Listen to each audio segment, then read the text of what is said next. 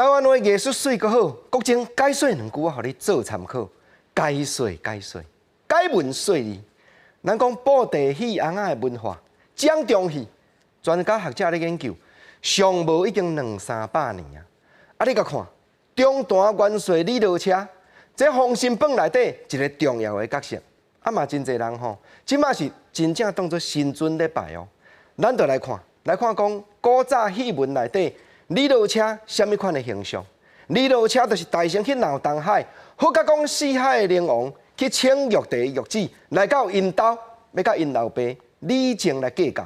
但四句连讲，老车随时转来到四海灵王伫因兜，李靖互人拔叶后，玉旨藏伫暗倒头。老车要替因爸死，灵王甘愿接棒伊，刻骨行爸顺天理。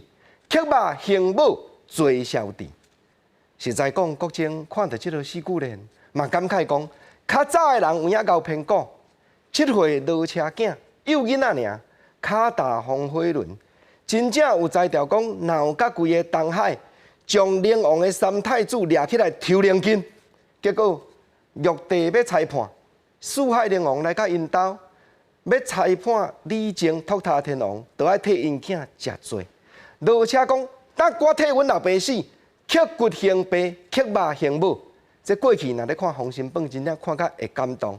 啊，就是因为安尼生，所以老车的师傅太乙真人，才用莲花，互伊附灵魂，莲花化身。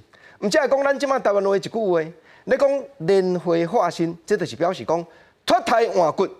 过去甲即马无相共，这就叫做莲花化身。国情啊，迄个人较早就弄榴莲。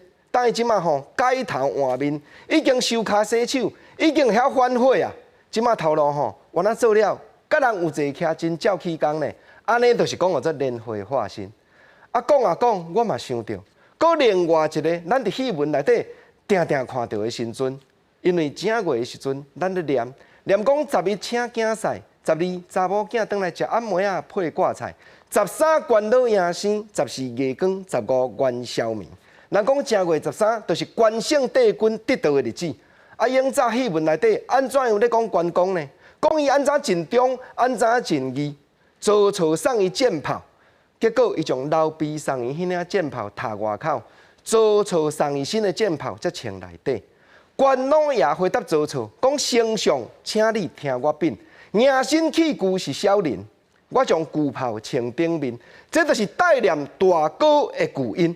念歌的人4句联念来到遮，伊继续赞，咧教人道理，讲我歌念到遮真感动，劝人结拜就学关公，真情真义坦白讲，神因虽好故难忘，正就是这款忠义参天的精神，关圣帝君才会对戏剧中间改变做神尊，互人真正尊敬讲正月13关老爷生，关圣帝君忠义参天。